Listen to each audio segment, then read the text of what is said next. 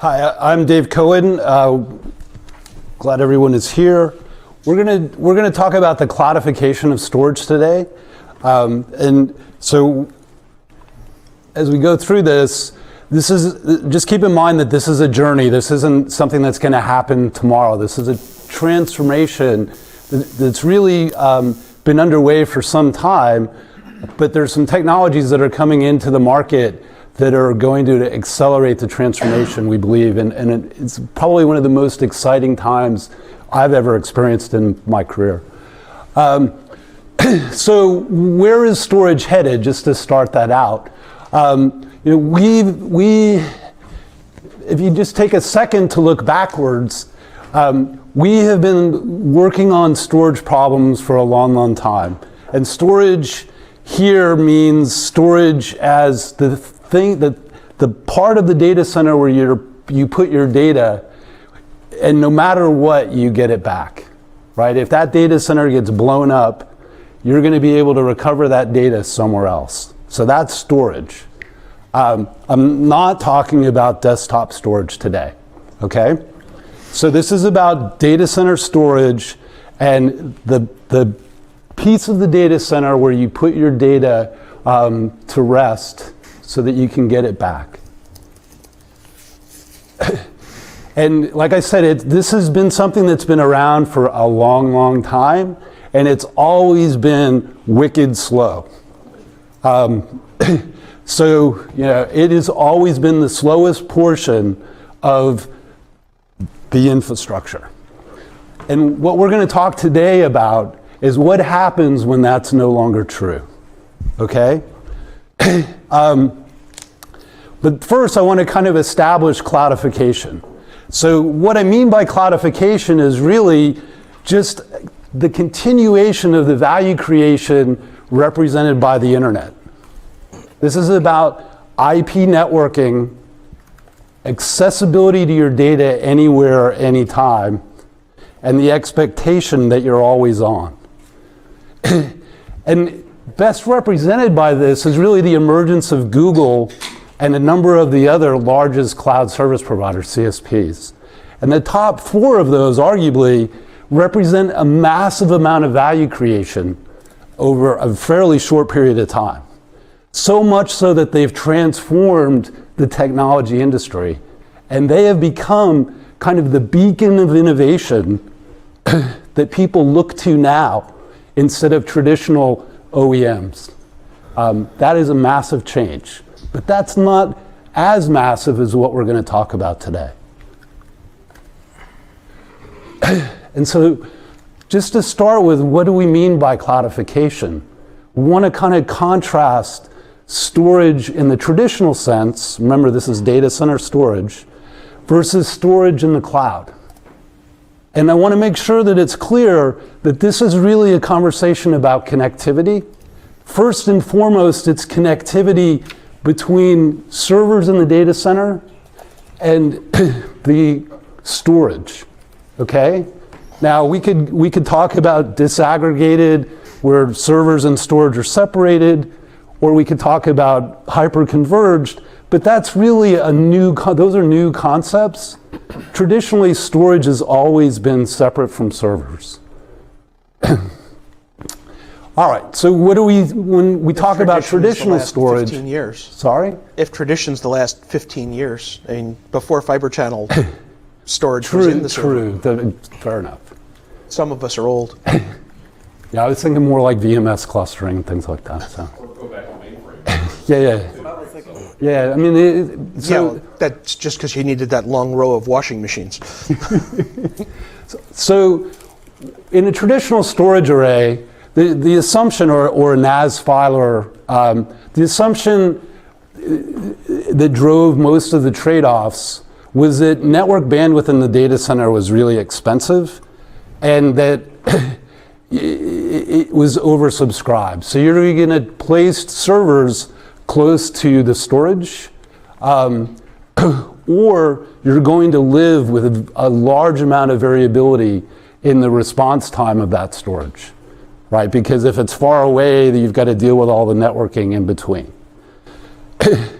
So here you see a kind of a traditional two-controller storage configuration with connectivity to servers on one side and connectivity to disks on the other. So I've got dual switching on the front end, could be fiber channel, could be Ethernet, where I have full resiliency in the hardware, and the storage really is making assumptions about that resiliency. And on the back end, I have the same thing. The connectivity to disks assumes that I have dual-ported disks, and then I have all this hardware resiliency that, again, the storage is making that assumption that all that resiliency is in the hardware. If we go over to the cloud, all of the requirements for resiliency are still there, but notice that these are all locally attached single-ported devices. And I'm making the term device rather than disk here intentionally, and you'll see why in a minute.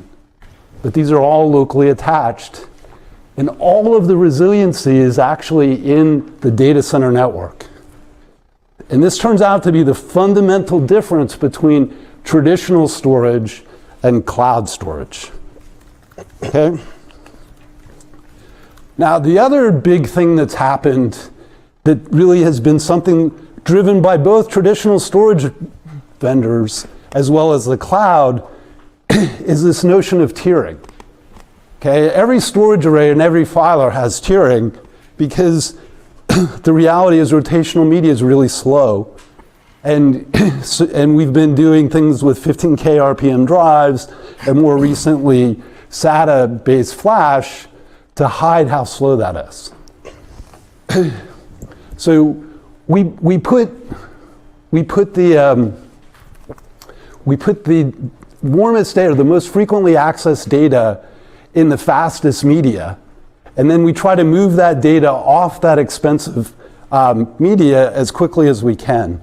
Find my water. Thank you. Oh, I got it.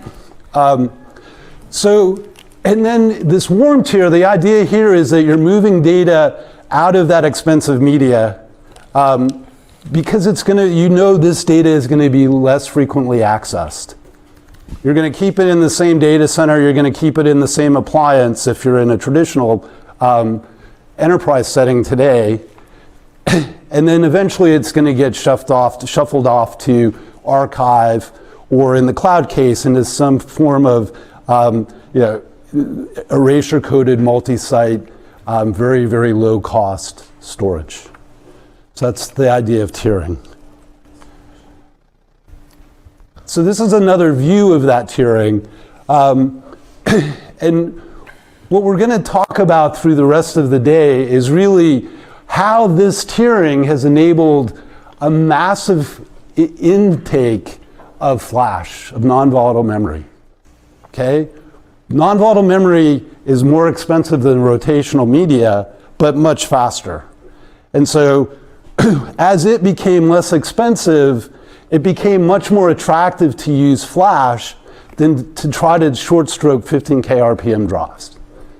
And today, it's actually the preferred way to provide high IOPS over 15K RPM drives. And that's really what we want to kind of highlight here, because we see that as a place where this consumption of flash, and specific, more generally, non-volatile memory, becomes very attractive through this model. As we start to see 3D NAND come into play and become very high capacity devices, and also PCI-based non-volatile memories and DIMM-based non-volatile memories, this becomes a very compelling picture.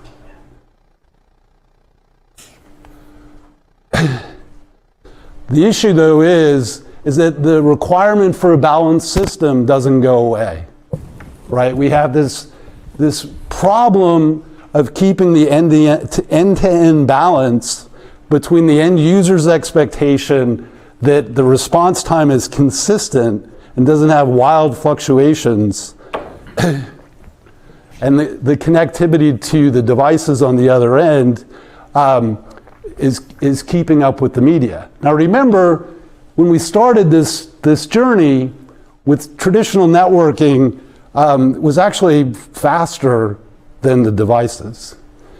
As SAS hard drives came into play, or more specifically SAS connectivity to hard drives, we started to build up larger numbers of hard drives under a single server.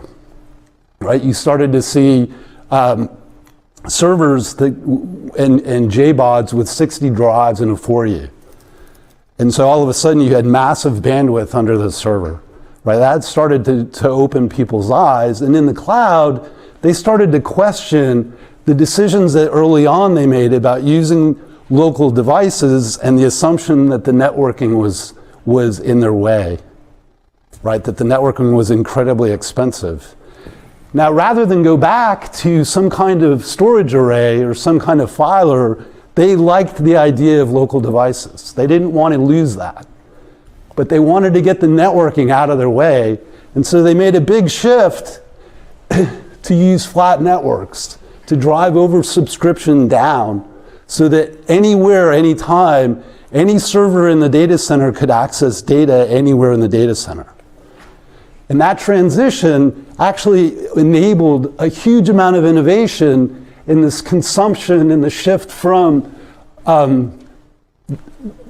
trying to use hard drives to trying to use flash to basically hide the slow rotational media speeds. That innovation has been going on for quite some time now. PCI Express-based NAND increased those speeds. NVMe-based current generation with our Fultondale product has even increased that further. We're going to talk more in the next segment about NVMe, but what I wanted to highlight here is a big jump because of this innovation to bigger and bigger pipes, a jump from 10 to 40 and now 25, 50, and 100.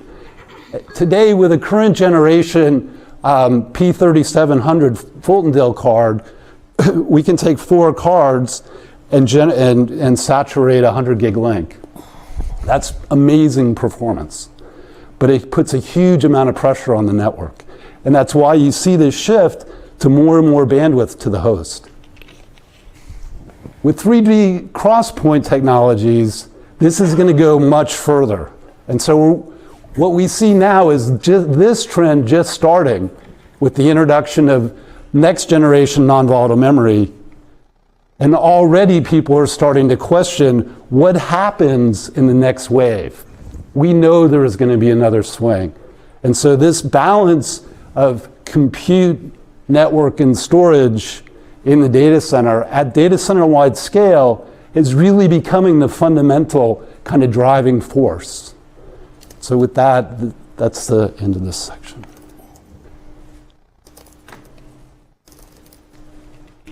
So Dave, when you talk about flat networking, you're talking about the data center network or the storage network, or? Well, in the case of the cloud data centers, they're the same thing.